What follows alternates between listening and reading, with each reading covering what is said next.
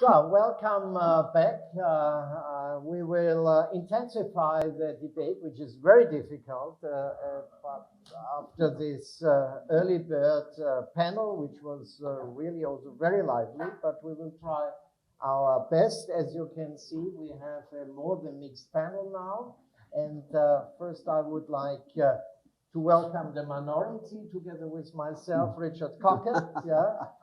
He is a senior editor at The Economist and also a member of the Institute of Advanced Study at Princeton.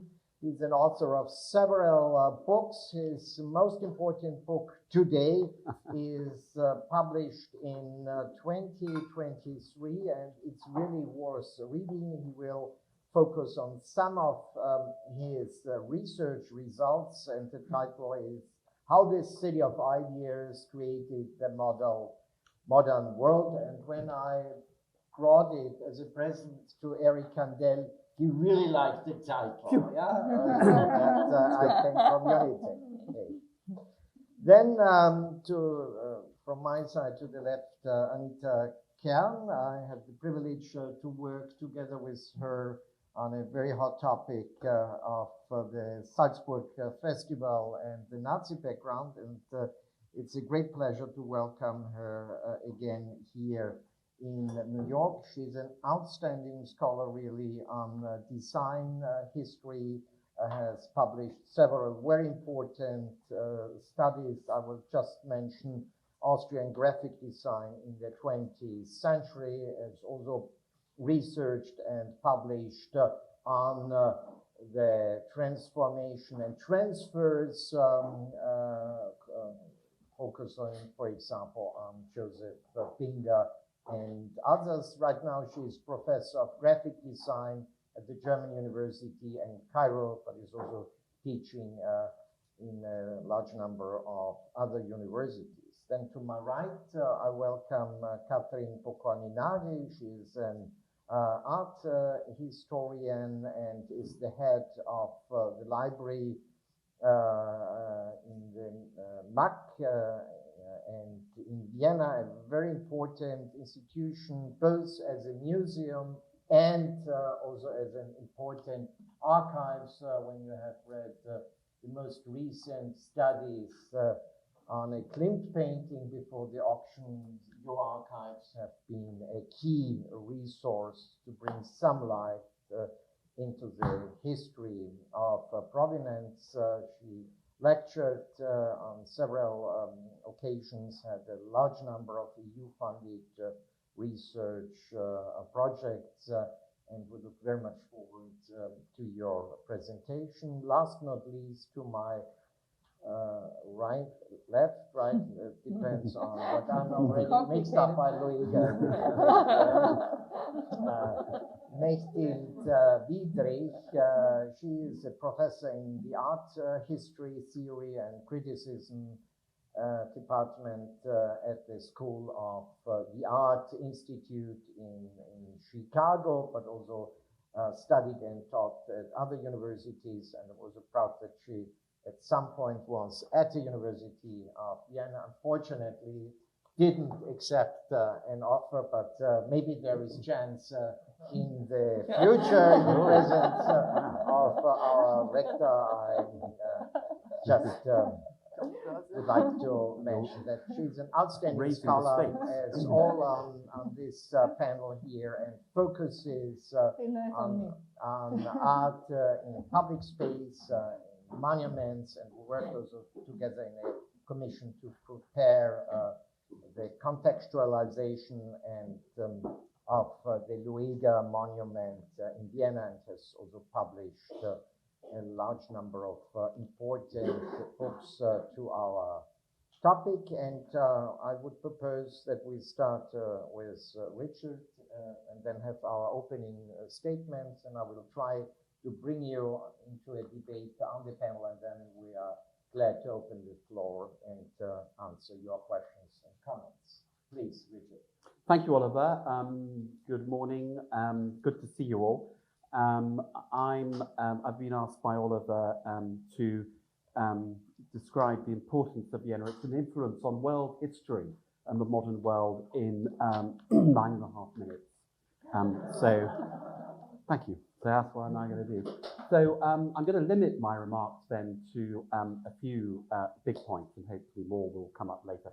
So my book is How the City of Ideas Created the Modern World. So it's basically a thesis on describing the importance of Vienna, how it became this great creative city that we talked about last night and this morning, and will for the rest of the day. But I was also mainly concerned with its influence, the influence of Viennese people, men and women, on the course of 20th century history, indeed 21st century history, mainly in the Anglo-Saxon world, Britain and America, because that's where most of them emigrated to after the First World War and more importantly after 1938. So I'm the person that you'll hear last item today who's not so concerned with Vienna 1900. I'm concerned with really two periods. The Golden Age, fin de siècle, which you heard in the last panel and we'll hear more about. The period roughly of 1870 to 1914. The period celebrated in Karl Schorst's great book. But I think you can only really understand Vienna, and certainly only understand Vienna's outside influence on the world, if you take that together with Red Vienna, the period from 1918, 1919 to 1934, when Vienna was ruled by a socialist city council. I describe it in the book as a red dot in the middle of a very, very conservative, very conservative, very Catholic rest of Austria at the time. And the reason for this is that the ideas of Vienna, 1870 to 1914, they've been very well catalogued, and we've heard a lot about them today in literature and psychoanalysis and art and music, etc., etc. Although we haven't heard anything, and this was Karl Schorst's great omission, about science, because my contention about Vienna is that it was not so important as being a city of art or music, although that was, of course, very important, but it was a city of science. And for European culture, American culture, and the course of history, that was in fact its main importance. And science guided a lot of the work of the scientists and musicians that you've heard about this morning as well. So the big difference up to 1914, of course, Vienna was the heart and the capital of this extraordinary Habsburg Empire, the heart of Europe, etc., etc. It was rich, wealthy, it also had great poverty, etc. But, you know, the image to a degree was very true, that it was this incredibly prosperous and culturally rich place. The empire was, of course, then dismembered by the First World War, and the Vienna of 1919 to 1920 was very, very different. It was a remnant of its former self. It was a city of famine, of pauperism, of runaway inflation. And in my book, basically I traced the Viennese emigration abroad, really starting from the end of the First World War. Anyone who was young, vibrant, ambitious, began to look abroad after 1920. And you see from then on the steady emigration of peoples, of artists and designers, particularly architects, filmmakers, directors, writers. They begin to go to Berlin, of course, as the Mecca for filmmakers, but they all begin to go off to America and Britain. You know, the names are well known. Richard Neutra and Schindler, the two architects I was just talking about, coming to America. Wittgenstein is already in Britain. Hayek's off to Britain, the Economist in 1929. All the filmmakers, Billy Wilder, Zimmerman, etc., they're all going to Berlin and then on to America, Fritz Lang as well, really by even the late 1920s. So, but what they're trying to do, the people in Red Vienna, they're trying to harness the ideas of the previous age, the Gilded Age, pre-1914, to creating a new society. It was a hugely ambitious program of democratic socialism. I argue in the book, the most ambitious program of democratic socialism ever devised in world history. The word democratic is in there very importantly to distinguish it from the programs of communist transformation that were taking place in Russia and in Eastern Europe after the Second World War, because the Viennese socialists believed that they could achieve the creation of the new man, the neuen Menschen, with the consent of the people. And their project was to harness the ideas of the first generation, Freud, etc., to this huge project of social transformation. And that's what really created the creative Vienna of the 1920s and the 1930s. If you look at all the institutes and the intellectual apparatus of Vienna, all the people that are familiar after that, they are all working towards the same aim in the various institutions, the Radium Institute, the Biological Institute, etc., the mathematics, the Vienna Circle, etc. These are all the big bastions of intellectual activity in the 1920s, 1930s. Most of these are socialists. The impact of women, I argue, in the book was very, very important here. And I'll give you just some examples of these people. Most of them are much less well known than the great names of the Golden Age, but they include Lise Meitner, who was she was called in America when she came here on a tour in 1946, the mother of the atomic bomb, which I'm not sure she wholly agreed with. Anyway, she wrote the first paper to the theoretical description of nuclear fission in 1939, which led directly to the first theoretical paper, which was written in London in 1940 on how to build an atomic bomb, which then became the Manhattan Project in America, and everything flowed from that. Anna Freud, the daughter of Sigmund Freud, who fled with her father in 1938. She'd already established her famous nursery, Strauss Psychology, in Austria in the 1930s. She then carried on her work abroad in the 1930s and 40s. Lucy Ree, who invented modern ceramics. She again fled 1938, a close friend of the Freud family, learnt all her ceramics and was trained at the MAC in Vienna, later transformed British ceramics and art. Victor Gruen, who was an architect in Vienna, he moved again to America in 1938. He was applying Adolf Loos, some of the architecture and the art we've heard about this morning, to retail, etc. And he eventually ended up designing the first shopping mall in America, 1954, in Minnesota. He, I argue in the book, is probably the most important architect of the 20th century, not Walter Gropius and Mies van der Rohe, whose buildings we are surrounded by here, because he transferred urban geography around the world more than any other architect. The list is endless and will go on. Most of the names are in my book. So I think you can only see what the importance of Vienna and its influence by considering the two generations together. The guillotine came down, of course, in 1938 with the Anschluss and the Nazi takeover. They were intent on destroying Red Vienna and the intellectual hinterland of Red Vienna because, of course, it was totally opposed to National Socialism, the tenets of National Socialism across the board in terms of biology, physiology, politics, economics, and they did a very thorough job. And those who didn't get out, of course, were then caught up in the destruction of Central European Jewry in the succeeding 6 years. One other thing I'm going to mention, which is important, is which I talk about extensively in the book, is it's not only the people and the ideas, but it was also the Viennese methodology, which was very important. And that was Vienna's, I think, main contribution to 20th century culture and ideas. So what was this methodology? Well, the two Viennese described it and popularized it, and it was the creation of what we now call the knowledge economy. So the importance of the 20th century, for the 20th century, was not necessarily the ideas that it was produced. It was the application of those ideas to what I call real life. Two people who popularized this, Peter Drucker, who's well known in America as the guru of modern management and business studies, curiously much less known in Vienna, and an economist almost entirely unknown in Vienna called Fritz Matschluck, also very important in American economic history, one of the Austrian school.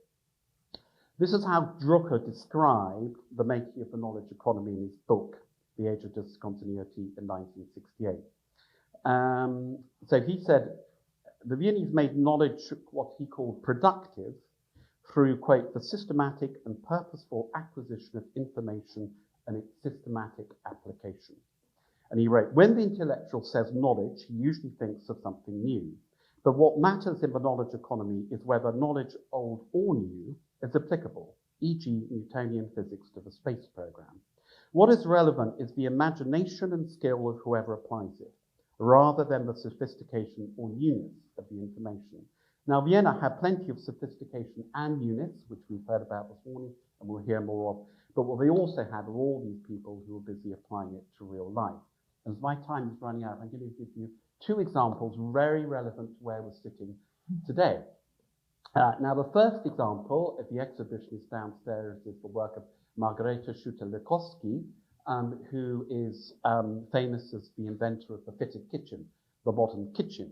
What she was doing, very Viennese, probably, it's never been proved, the first architect, the first woman to qualify as an architect in Vienna, as far as I know, in the early 1920s, a fervent communist socialist all her life. She wanted to apply science, scientific methodology to making women's lives easier, better, less onerous. So she focused on the kitchen, and she applied time and motion studies pioneered by the American Taylor. We call these ideas Taylorism. We're familiar with them as applied to modern production lines, which produced Fordism, the main technique of modern industrial production. She applied them to the kitchen.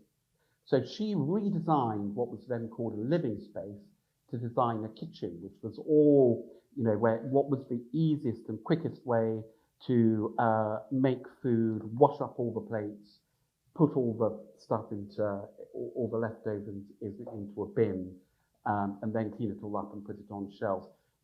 We think of this as all very simple and straightforward nowadays. She invented it specifically for the very socialist purpose of liberating women from these tasks they shouldn't have to do. The second example, there are lots of examples in the book, is the application of Freud, psychoanalysis, again, to real life, and particularly to business. And that was transformative for American business in the 20th century.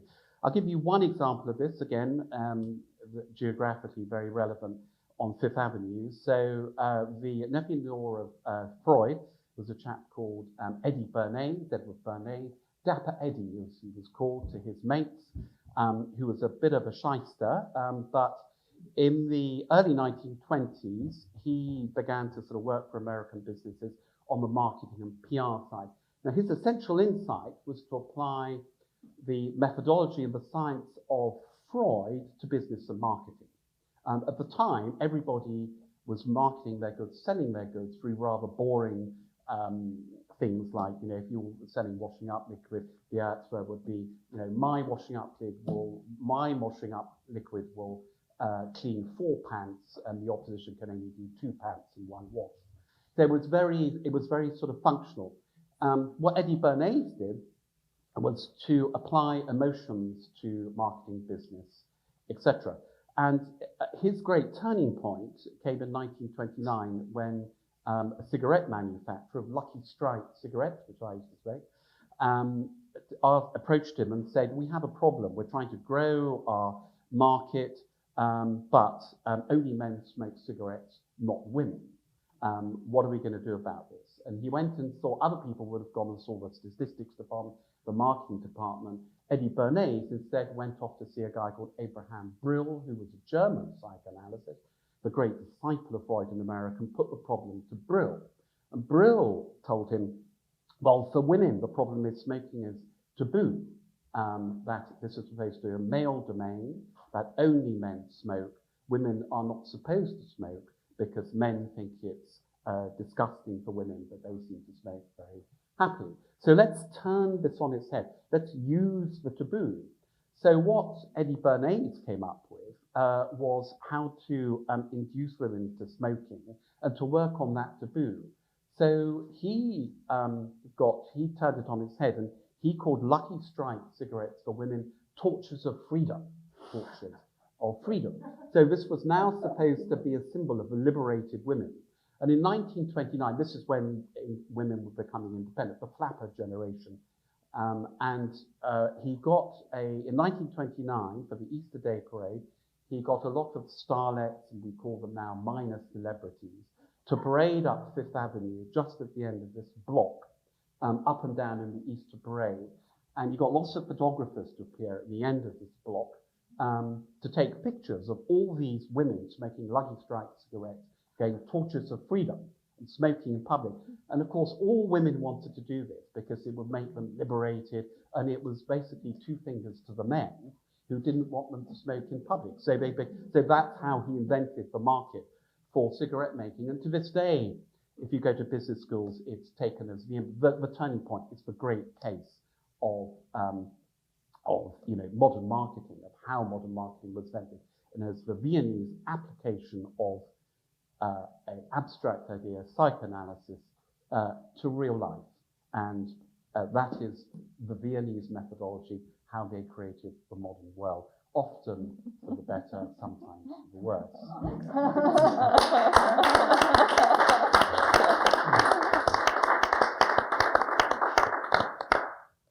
Thank you so much for broadening our views, and I presume we will have a heated debate on smoking Absolutely. in the 21st century. Before we discuss this, and I think it's important that we open up our views both with regard to the centuries, looking back, looking into the 20th century, but also trying to approach the issues with different new perspectives. And I very much would now like to invite Anita Kern to...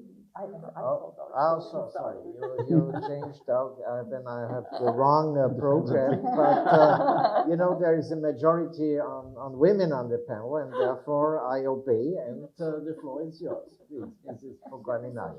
I just want to briefly point out some of the forerunners of the Cultural Revolution of 1900.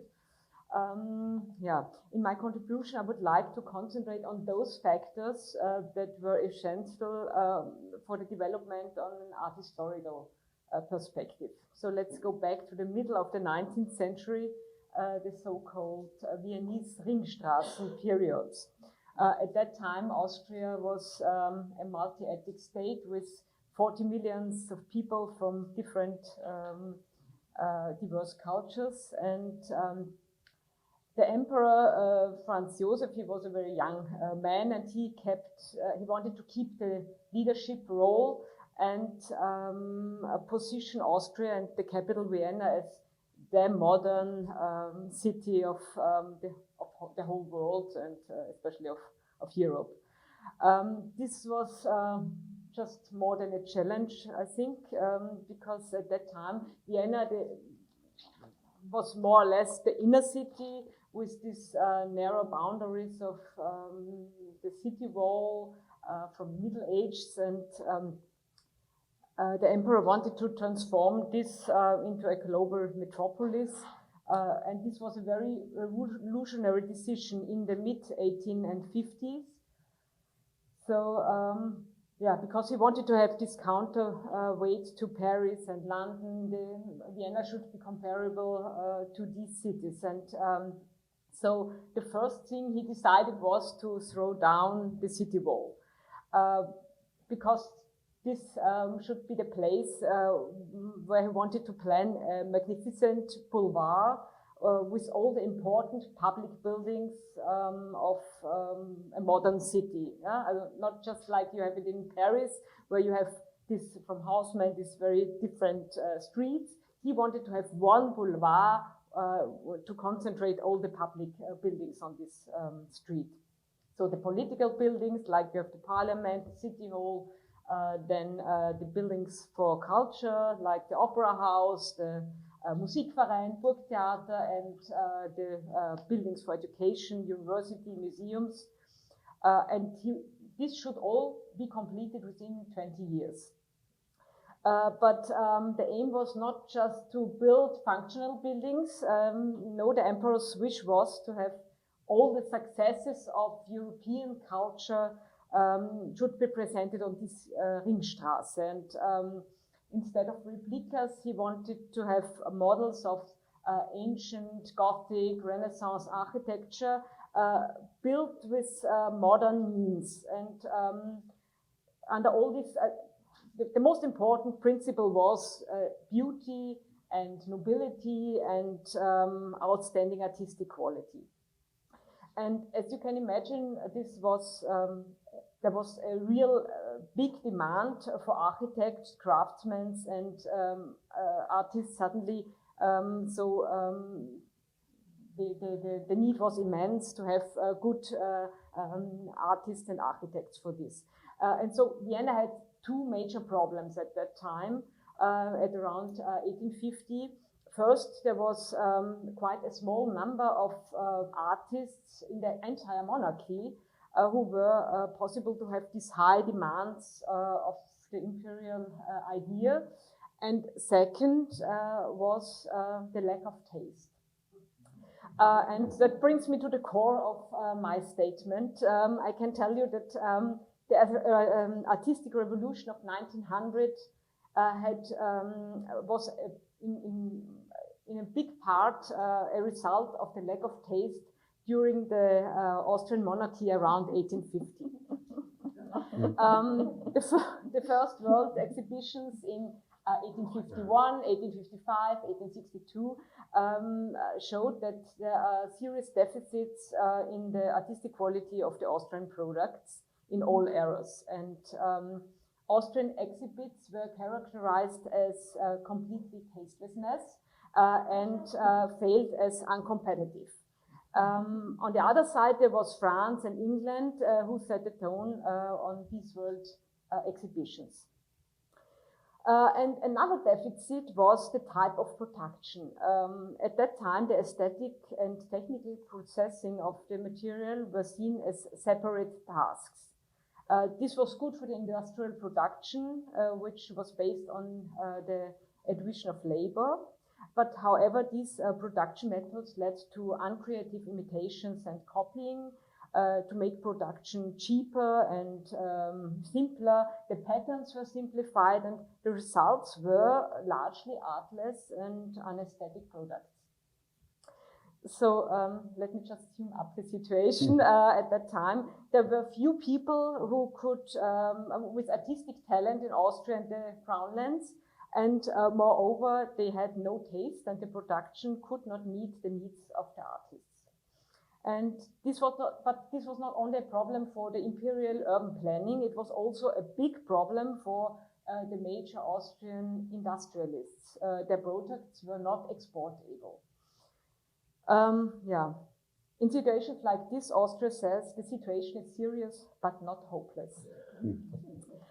Quick action was needed, and the person who saw this was Rudolf von Eitelberger.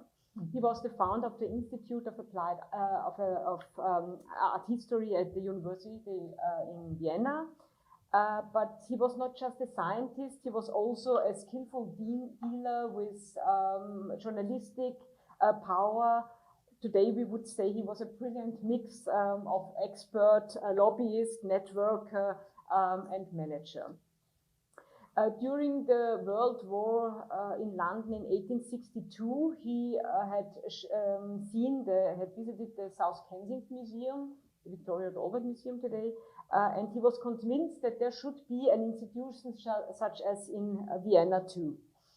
His vision was to have this museum and together in combination with the School of Arts and Crafts. And his goal was to introduce creative professionals to the most important examples of art movements from all times. The museum should be collected the best examples of the past, and creatives should study these examples of art. Eidelberger wanted to train contemporary aesthetic taste and improve the production within the shortest possible time. Yes, but it's very important that Eidelberger did not want a historicism that only imitates. Tradespeople, artists, and craftsmen should learn how to create independent products. The aim was not to copy the models, but to understand and learn stylistic attitudes and the art techniques. They should also understand the modern technical production methods, and the style should come from the models, but develop in a new and contemporary direction. And in addition, Rudolf von Eidelberger had understood that the modern industrial production of art products must also meet aesthetic standards. The production should already be considered in design process. And this was a very revolutionary idea, this combination from painting, sculpture, and architecture within the applied arts. So a completely new type of artists between the fine arts and the applied arts was needed, who understood the individual steps. They were, you can so-called, all-rounders in the Gesamtkunstwerk. And this was revolutionary. For the first time, boundaries between the traditional media of fine arts began to disappear. And this step brings something very democratic to the production, which was very different from previous developments. The artistic attitude no longer depended on what the wealthy upper middle classes or nobility wanted to present, but was based on the autonomy of work of art. And so Eidelberger his aim to combine this painting, sculpture, and architecture with the applied art was the initial beginning of all disciplines working together. So in the 19th century, the museum and the school were involved in an intensive and dynamic exchange between theory and practice, between science and business. And this is a very modern approach, I would say. So the emperor's wish to redesign Vienna and the needs for the industry on tasty products made the necessary money and power for Eidelberger's plan available.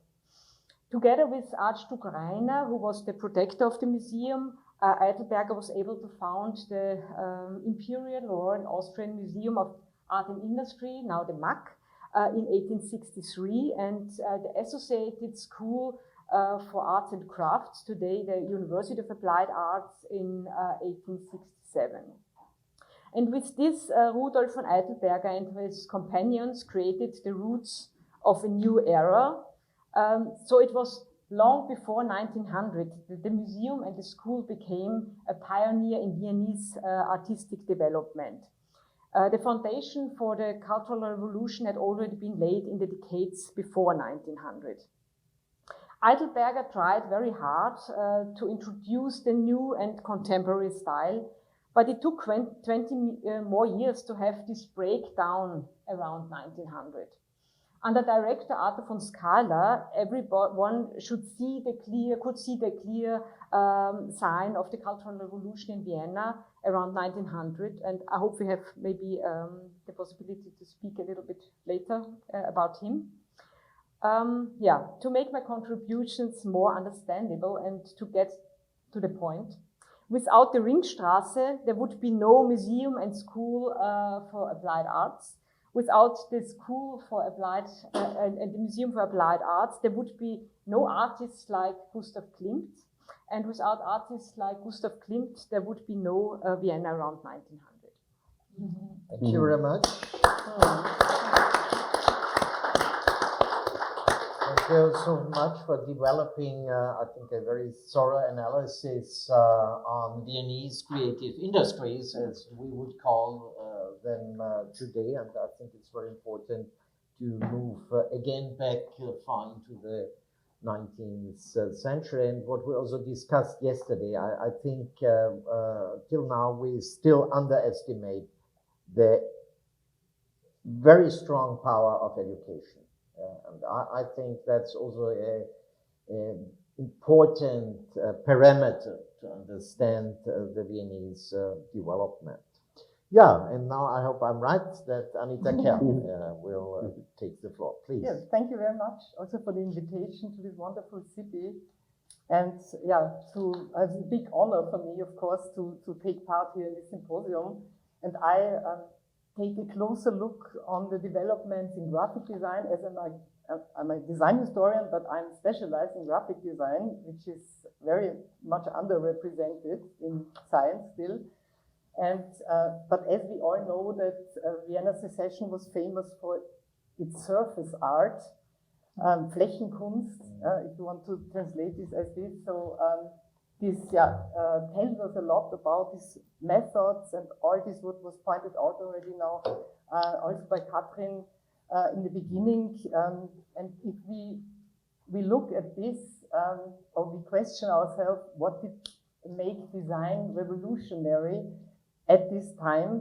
Was it revolutionary, or was it just circumstances or coincidence of several circumstances, as we heard already, that the bad kind of taste was also responsible, and the technologies of production, etc., all these together influences this. And so I want to point out in my first statement three approaches. What did make design revolutionary? Talking about quickly about historicism, which is a big topic, of course, about geometry and how did this stylization came up, and about the influence of folk art, which we heard already in the music as well. So if we consider that this design was revolutionary, so it might be an important part, might be the case that the reform artists opposed the historicism itself. So historicism is, in my point of view, an important reason for this later coming up revolutionary style. So after all, democracy emerged out of ancient Greece. So Greek philosophers celebrated the individual and hedonistic ideas, which was then mirrored in this representation of the human body as beautiful and naked. So all this is reflected, of course, in the secessionist depiction of in this kind of genius, this kind of androgynous genius. So you find these figures from the ancient arts. In Coleman Moser was also mentioned by Rector yesterday of the university as a kind of underrepresented artist in the world of painting or art history, but he's the most important person in graphic design, as he might be called the first graphic designer in Austria. So, but this is still very much looking kind of floral, French influenced, le superflu, le plus nécessaire, the French saw them, the Art Nouveau, and but what is here is a reduction already happening, which puts everything on the surface. So the foreground and the background are on the same kind of level, and very important is also the integration of the typography into the whole kind of picture, but which was not really an Austrian invention, but it's secessionist typography is also an important point of this modernity. So secondly, Renaissance, most important historic example and template for the young artists and designers, students back in from the 1870s, 18s, when Kunstgewerbeschule, or School of Applied Arts, was founded. But I mean, they didn't achieve less than the intellectual emancipation of humankind from religion. So we should not bash the historicism. This is what I want to point out. And this was also reflected then later in this radical turn from the Baroque forms to the classicist forms. So from imperial belief in religious belief to intellectual knowledge and science. So also this was, of course, part of this historicism or classicism. So yeah, the idea of truth to material, Materialgerechtigkeit, which is very important point in the whole secessionist and Wiener Werkstätte movement, has its earliest climax in ancient Egyptian art. So there is nothing more minimalistic regarding form in architecture than a pyramid. If we consider the sculptural solution of the sitting scribe being chiseled out of a block of granite, which I see a lot in Cairo in Egypt, where I teach at the moment. So this is kind of also the standing figures of this, the human body with one step forward, which is also here reflected in this Alfred Euler poster from 1902 for one of the secessionist exhibitions. How the animals are sculptural saluted, like the sitting shackle on the sarcophagus of Tutankhamun. So this is reduced to the max in terms of constructive form. And all this was, of course, influencing the secessionist and Wiener Werkstätte artists via historicism. Then geometry and form as a most important category in the fine arts in the mid of the 19th century. So this geometrization of style, especially seen then from 1900. So you saw Koloman Moser was with his floral poster before, and only 2 years, 3 years later, he did this exceptional, very strict and straight geometric poster for this 13th exhibition. So, of course, this didn't come out of nowhere. It has a material and an intellectual background. And I think this is so interesting to look at what was happening before. So this was our task of Oliver Artkolb. How did this emerge? Where did this come from? So I found out, of course, in literature, it's not my original research, that this geometry and mathematics at this time was a kind of cosmopolitan and overarching universal view of the world, which can't be instrumentalized for nationalistic ideas.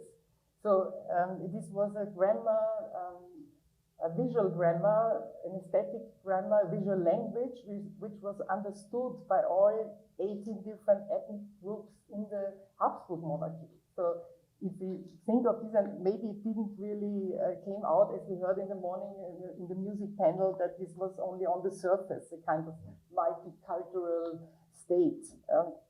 But at least this was the reason why this geometry and mathematics have been supported so much by the Habsburg monarchy, as this was not suitable for being interpreted in favor of any nationalistic purposes. So as this was heavily supported, the outcome was education in geometry, in geometrical drawing, represented in school books. We still find Anton Andel, the geometric ornament was heavily used in Moravia and Bohemia, and all pupils, all young students, so not students, but school pupils, and also the crafts pupils had to learn ornamental geometric drawing at school. So of course this does something to the later revolutionary artists.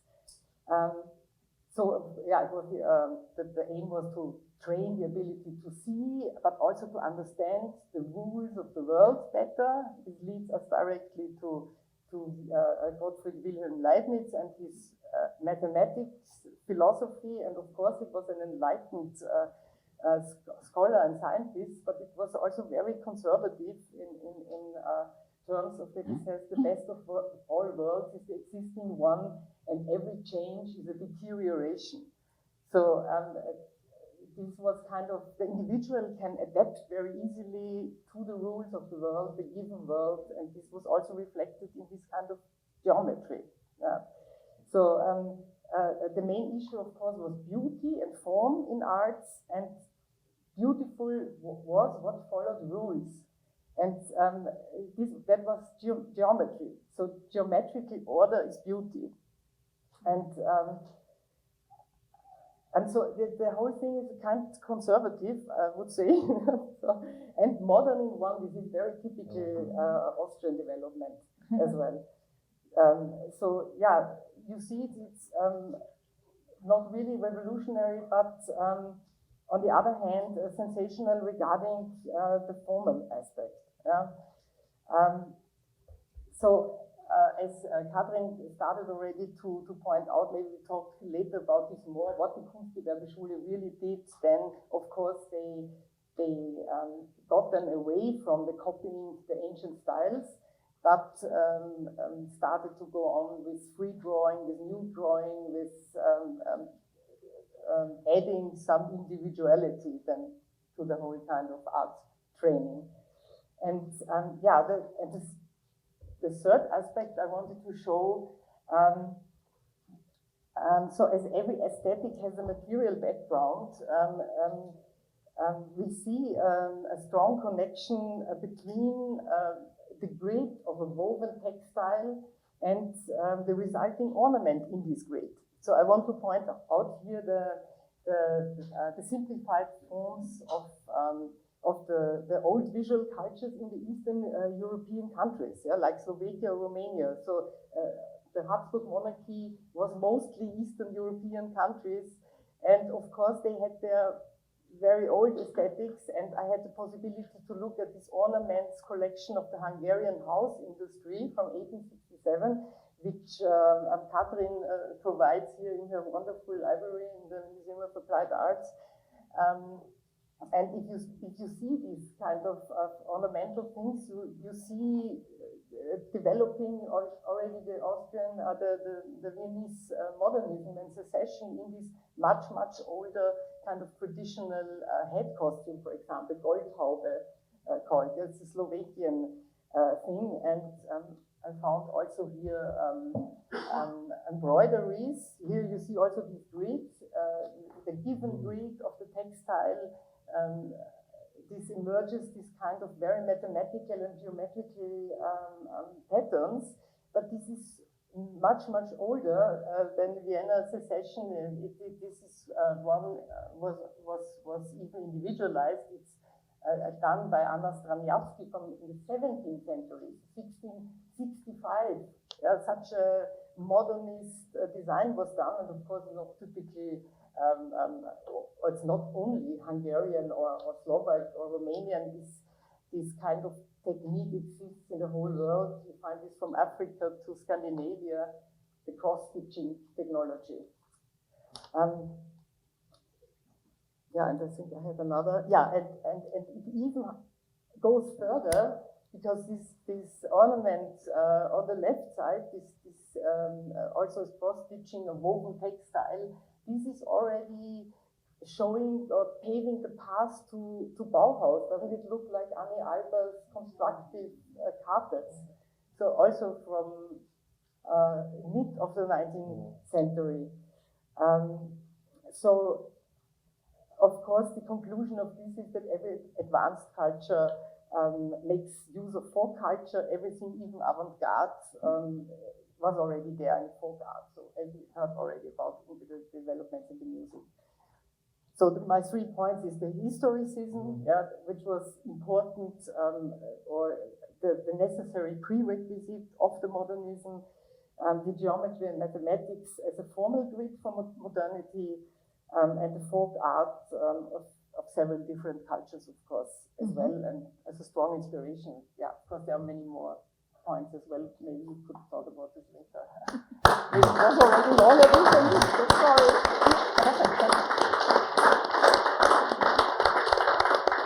Thank you very much for opening up this very interesting backstage, and also what I liked that you combined it with the efforts within the Habsburg Empire to build at least a cultural framework, and I find your argument very interesting on how they found it in what we call today also Vienna style, so to speak.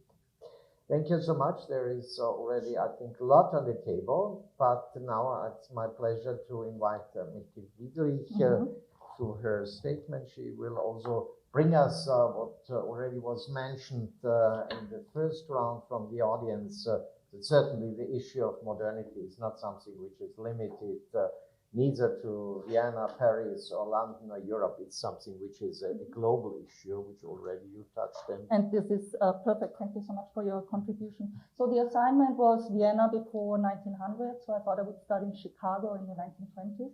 And this is because I live there, but because we have the world's most beautiful castle there, which features two statues by Croatian artist Ivan Meštrović. And we see here two naked Native Americans on horses. It was a commission by the Art Institute of Chicago when Meštrović had an exhibition tour through the United States in the 1920s. And as you can probably imagine, is today heavily under discussion, is on a list of monuments to be recontextualized. And 2 years ago, there was a standoff between the Croatian ambassador and activists in the cities, many of them Native American.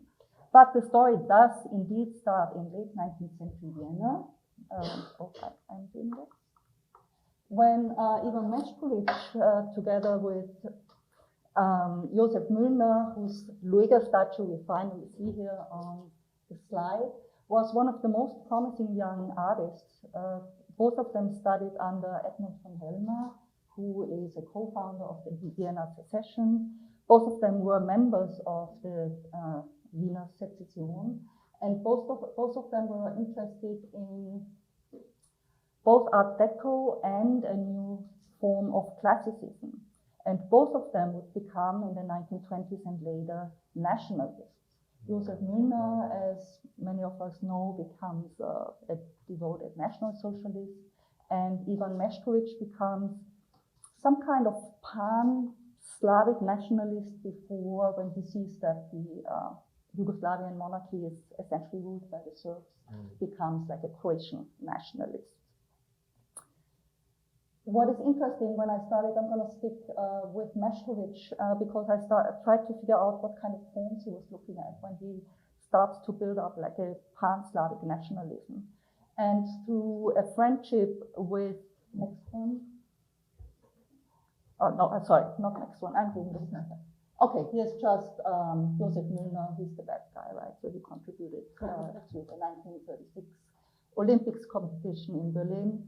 And here, this is a monument for the unknown soldier or hero in close to Belgrade, where Meštrović is showing caryatides in the form both of mothers of soldiers, but also he's using ethnic attributes to showcase the different ethnic tribes, as he would have said, in the Slavic countries. So while I was researching, I realized that he was extremely influenced by the emerging ethnography at the time. He was friends with a student of Eidelberger, Isidor Krznjavik, who would become the first art history professor in Zagreb. And he was an ethnographer who started building up an ethnography of resistance against the Germanic Habsburg Empire. And you can see in two famous exhibitions how that worked, for example. So for the first time, second time actually, in 1873 in Vienna, vernacular architecture was featured, so peasant houses. And that was connected to scholarship, so the people would actually travel through the monarchy, find appropriate, so-called authentic, what they thought was authentic farmhouses, would rebuild them, in the exhibition and sometimes even pay peasants to perform being peasants during the exhibition. So in 1873, we still have the German-speaking peasants also represented, and there's obviously a hierarchy. The Romanians are, the poor peasants, and the Vorarlberg peasants are rich, but they are represented. Then 20 years later in Prague, the German-speaking parts were thrown out of the ethnographic exhibition because the idea was that they were not afforded folk culture because they were kind of the colonizers. And so folk started becoming a resistance to the center of the empire.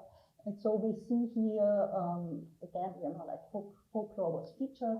And the catalog is for the first time also not in German anymore, only in Czech, 500 pages. I'm trying to work through it as much as I can. But you can see here an idea emerging that vernacular of folk forms can be used for ethnic or national identity politics. Next one. No, sorry, I'm still. I can do it, I just wasn't sure. So coming back to Meštrović, he does posters for the Vienna secession, and he keeps more and more pushing that kind of South Slavic forms that he imagines that are not classical, right? This is like an anti-classical approach. And when and this is how I come back to Chicago, when he gets the commission in Chicago, he doesn't know anything about Native Americans, he doesn't care much about them. But what he does know is that they are an underrepresented and marginalized tribe, just like he is, right? Because he's the creation, he's the marginalized artist who would leave Vienna because he doesn't like the center of power. So he uses the same form and builds up what he thinks is a positive elevation of the tribe which he thinks once existed at the lakefront. The problem in Chicago, however, is of course that these tribes were not a culture of the past. They were at that time, they had been forced to leave the city, they were living in reservations. So obviously from the Native American point of view, he put them into a time that once was, erased them from the history in not showing them as modern people, but as kind of medieval native forms. And so we can talk about, the so-called native forms ethnography, I think, a lot. But the point is that at the secession, there were very conservative tendencies. This is what I figured out, and there's like a research program starting. We can also see these immense tensions between the different ethnicities in the formal approach of the artists, be they conservative or progressive. And I think we can also see how Vienna is not just Vienna, but is really played out in all parts of the monarchy and even abroad once these artists start traveling in the 20th century. Thank you.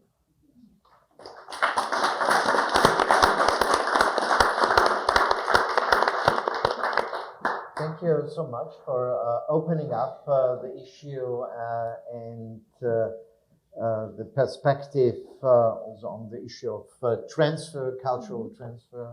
I think you chose a very, very interesting object to be discussed. I would have a very quick short round on the podium, and then would like to invite you to ask questions to the panelists here.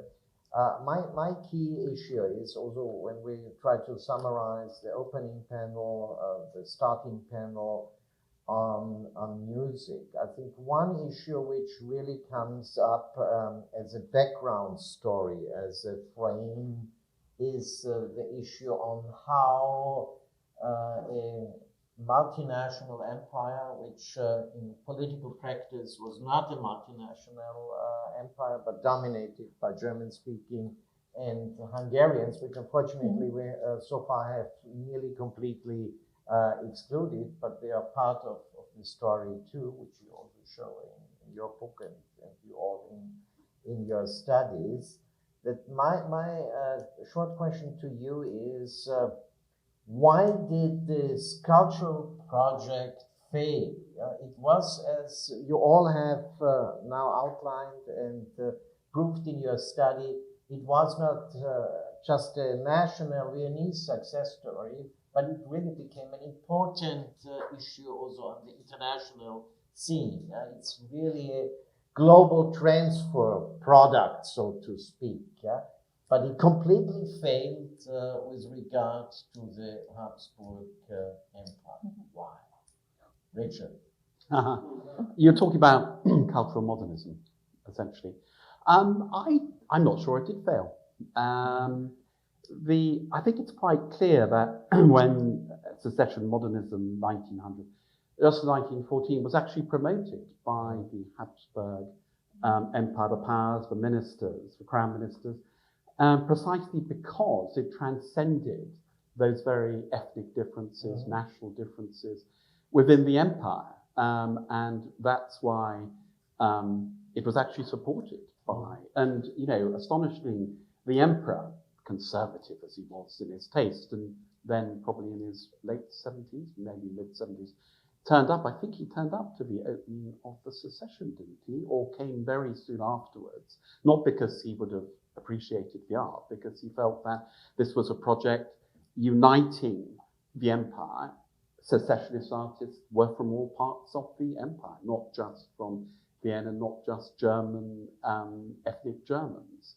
And I think that's what gave it part of its power, and that was partly why it met with such a good reception in Europe as well. Not in Britain, but certainly in continental Europe. So I think there was resistance to it, of course, and many of course conservatives, Catholic conservative German, ethnic Germans were very shocked by. There was the enormous controversy over the Luce's shop opposite the Hofburg Palace. How dare he build this new house without any ornaments? It was opposite, that was the great offense, opposite the Habsburg Palace. But in fact, the powers that be were quite sort of accepting of modernism, and if not supporting of it. And your textile show was very interesting about anticipating a lot of modernism. At the same time, there's a very good story I came across, actually, Edward Timms tells it, of the Bauhaus coming to Britain. Now, the Bauhaus, of course, they thought they were absolutely in the forefront of modernism, and everything that had gone before was antiquated and outdated. And they were invited, a delegation was invited to Britain, to London in the early 1930s, and they were all prepared to denigrate quaint old British. They regarded Britain pretty country backward then.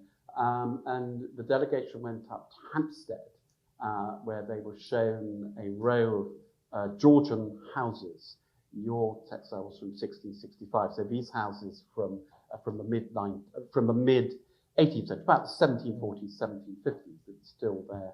And they all gasped, and they said, das ist modern, which I pronounce as slightly as, this is modernism, das ist modern. If you look at a row of Georgian houses, it is basically Bauhaus architecture.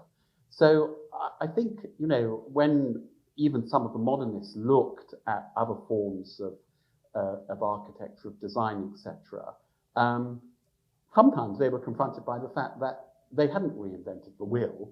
People have been living with their wheel, in fact, for centuries. So it's not, I never see it just as mainly a battle between modernism and conservatism. The two interflow very easily. And as I say, in the Habsburg monarchy itself and with the powers that be, there was a lot of support for it. And it's well known that the emperor himself, although very conservative, maybe antiquated in personal tastes and, of course, in disposition, where it came to matters of holding the empire together, of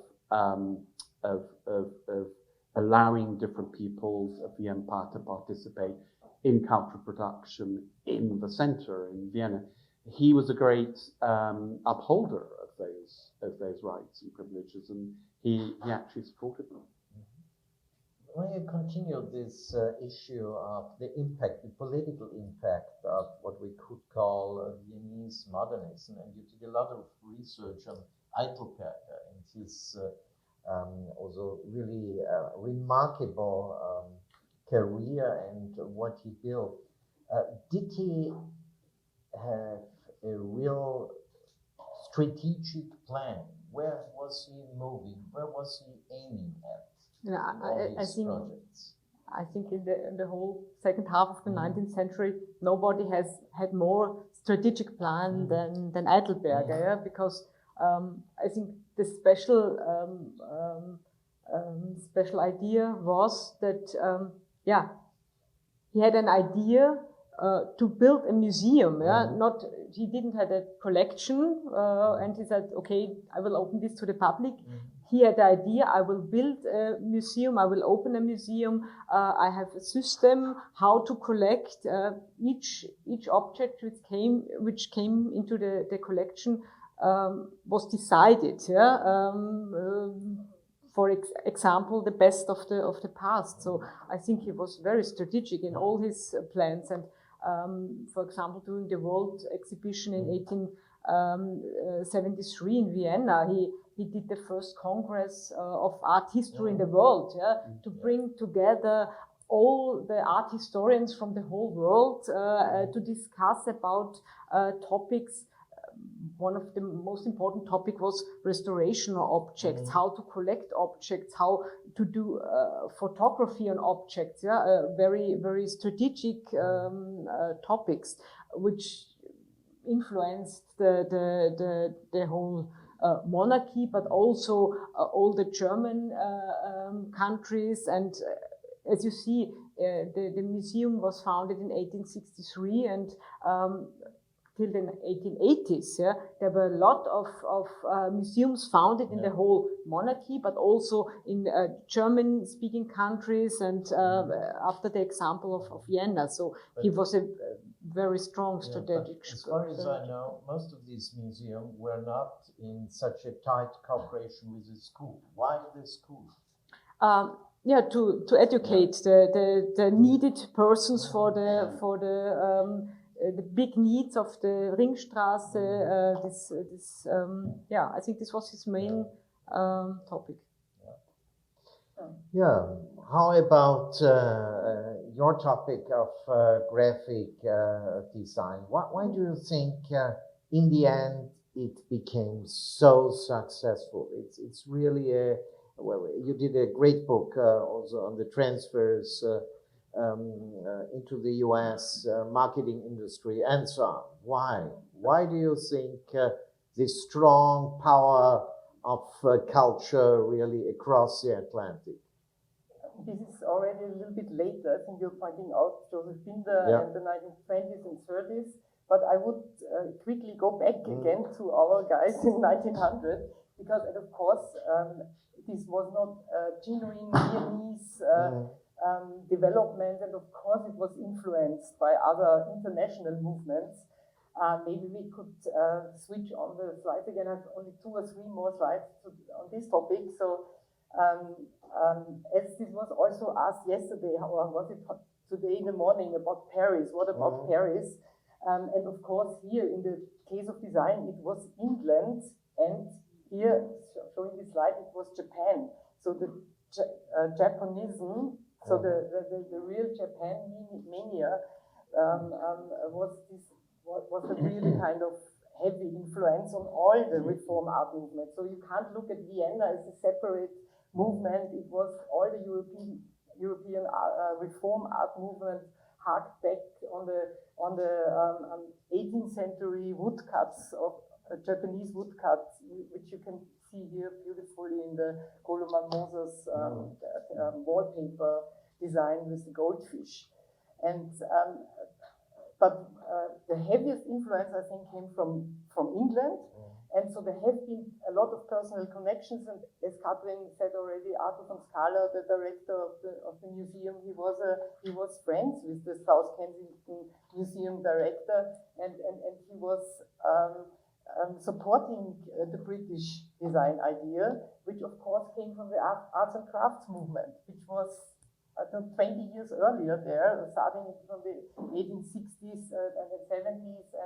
And you can read this in the Wiener Werkstätte Manifesto. They just took the text from the Guild of the Handicrafts of 1888 and put this into their manifesto. So this was, the head was Charles Robert Ashby, the British designer, and this sounds so socialist, and it doesn't really fit into this conservative Viennese, on the same side, revolutionary Viennese artist in this Habsburg monarchy. So William Morris and these art and crafts people have been founders of the socialist movement in Great Britain, and it was all about not only creating beautiful or useful products, but also making the circumstances for the working masses better. So this is really funny if you strange to read this kind of straight manifesto with strong socialist ideas. So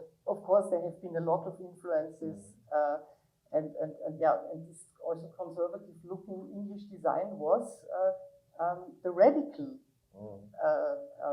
side, and Adolf Loos was very much on this radical British side because of this social approach. So it was against this luxury for the rich, which was more on the secession and Wiener Werkstätte side. As we know, they did the interior designs of aristocrats and bourgeois people with a lot of money. So this is one aspect. And another aspect, which is also pointing out this conservativeness of the revolution, of the Viennese Revolution, is the bureaucratic implementation of the Viennese model, which I want to show only in one interesting example. This is the Alfred Roller's poster for the 14th exhibition where the Beethoven Frieze was presented in Max Klinger. And I think this was the exhibition where the emperor came to visit as well. You talked about this. And you have also the Klimt influence and so on.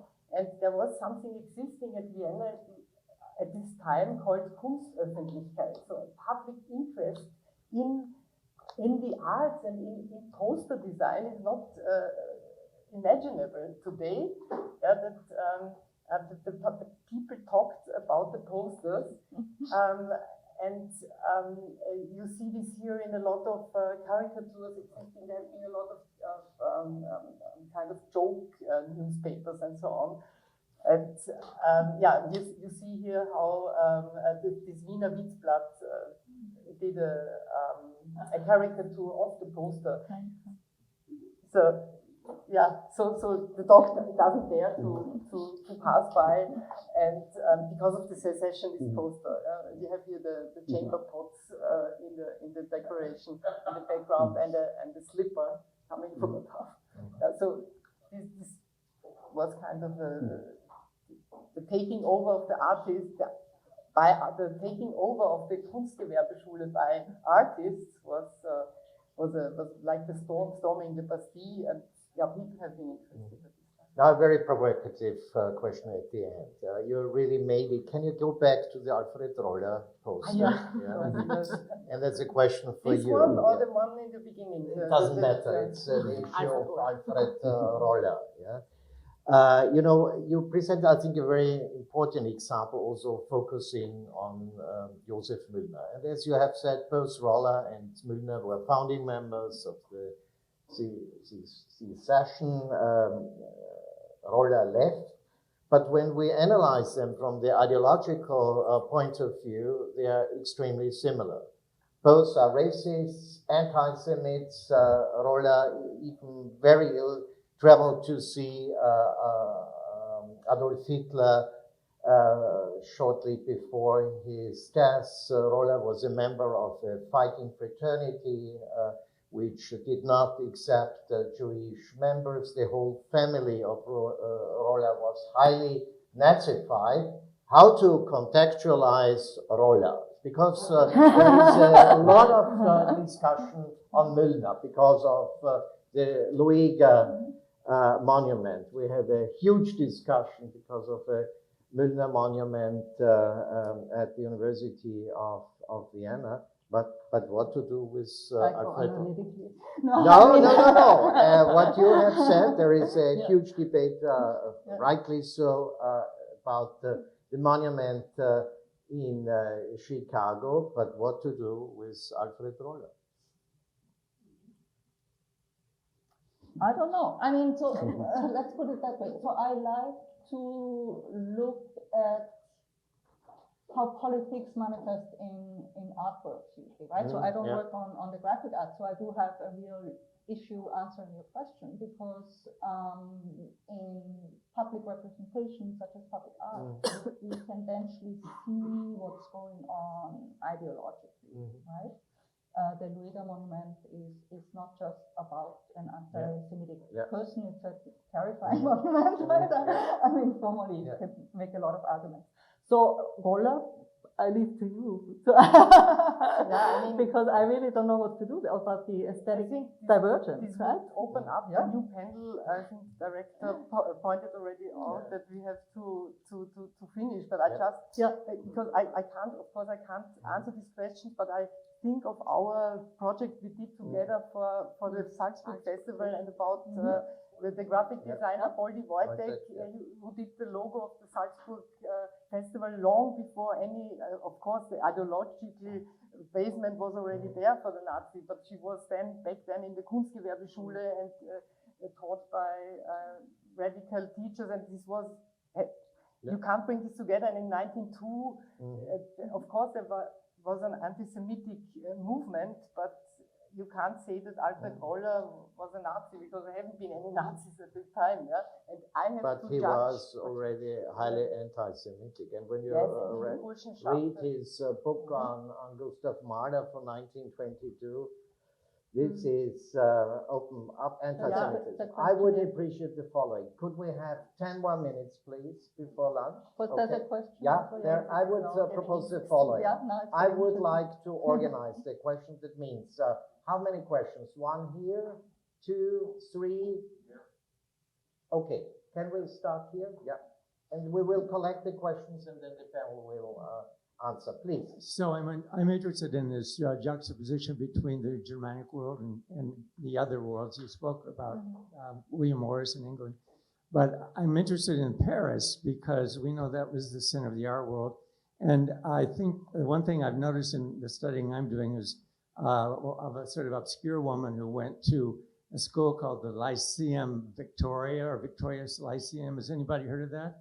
It was in Berlin. And I think it was attracted because it was for women when women couldn't do much in Paris. But she transfers almost immediately, though, to Paris. The other person is Duveneck, who teaches in Munich, and he finds himself later teaching or studying, actually, at the Académie Julienne. So there's this sort of, and then the last person I want to mention was Alphonse Mucha, who is, I think, so important, and he goes to Paris, but he's really from Austria. He's not Vienna, but he's a Czech. I think the Czechs are Moravian. I think they're sort of always left in the past because it's not the center of the Austrian world either, but certainly a major figure who develops Art Nouveau in the poster form that really, I think, spreads Art Nouveau throughout the world. So I think I'm interested in that issue of why do we sort of not give as much credit as we should, I think, to the Germanic and Austrian world, at the same time that we are, usually building up the English or the Parisian contributions. Okay, thank you. There is, I think, one question here in the back.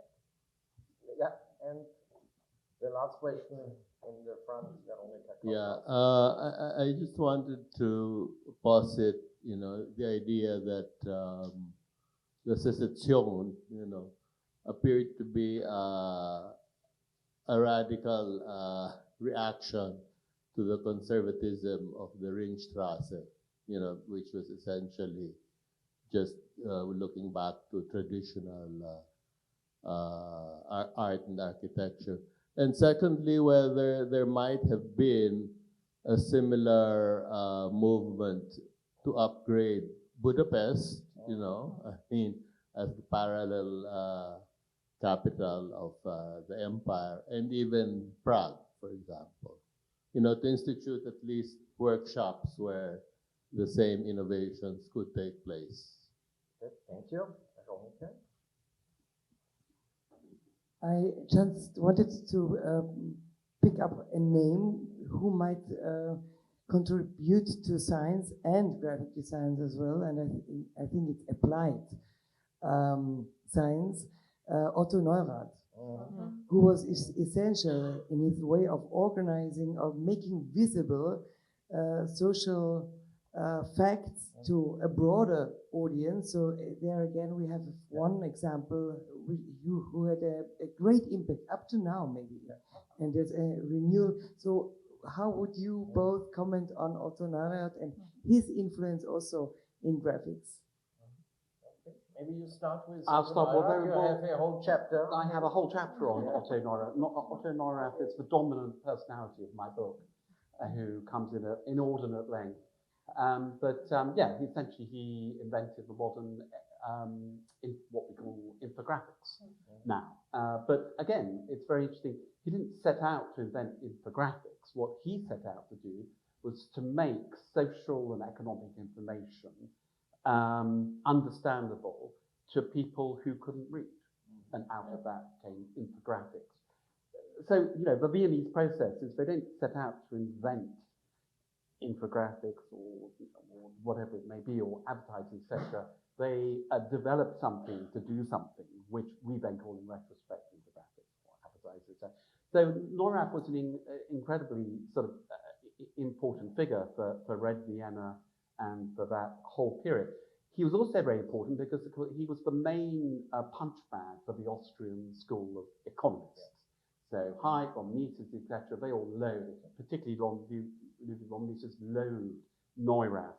They were in the same class from the University of Vienna, and von Mises, even by the age of 20, was fed up with windbag Neurath, as he called him, and his socialism. And they refined a lot of their ideas of free market economics against Otto Neurath. So he becomes a sort of incredibly important figure, both in a positive sense and indeed in a negative sense. He's a person who people, the Austrian School of Economics, were reacting against, but he's also so important, that first generation of building socialism as Red Vienna. And, you know, he's an incredible mentor to all those artists and women artists as well, designers like Brian, including Schulte Lechowski. So no, he's an incredibly important figure. And infographics was recognized. Well, he did an amazing tour of America in the early 30s, and he was, I think I'm right, he was enlisted to do a tuberculosis campaign. Tuberculosis was a real scourge in that era, and he was enlisted by Chicago, University of Chicago, to design the tuberculosis campaign posters, and he was incredibly feted in America, and he also went to Moscow to do similar work in Russia. So he was a sort of huge figure in the 1920s and 1930s Europe, now sadly neglected, but we should all know more about Otto Neurath. But his influence even went further to Africa. And Mexico, Mexico as well. They made a campaign for the education, for school education, for in Nigeria, I think. So this was done after his death in 1945. So his wife, Marie Neurath, Reidemeister Neurath, she was doing these campaigns then and did a lot of educational things. And as you said, in design or in graphic design, he's the founder of the information graphics, pictograms and all this which is surrounding us on our phones. All this comes from Vienna 1926, Otto Neurath. And all based on, you know, one very, very simple concept that, so if you were illustrating rising populations, so you had 1910, say your population was 10 million, you'd have a figure about that big. And by 1920, to grow double, so all he did was double the figure. Simple as that, in that model infographics. I think there was a question to you.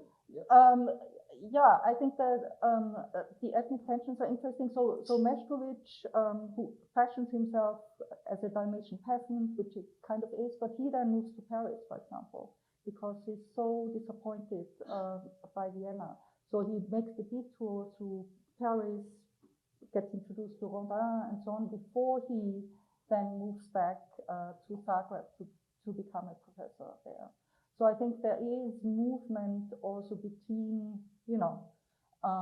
between and within the centers, but also the margins. So what I would like to see, I think, is more research, not just on Paris, London, and Vienna, but actually on Zagreb, on Prague, and Budapest. I think is usually been discussed much today. It's usually looked at more because it's extremely interesting. Just one more point, which was also mentioned often, was that search for truth. And I think that is also important for Meshkovich, for better or worse, right? He really wants to figure out his true forms, the truth of his ethnicity, and how that would play out in public representation, in public space. So there's so much going on at the time, and it goes, into the wrong direction sometimes for many, many reasons. But it's in the air, and even Neuer, no? I mean, how do I pin it down correctly? Truth. I find that super interesting. I'm so sorry, I have to stop now, but we have been invited for lunch. Thank you so much for this. Thank you, Oliver.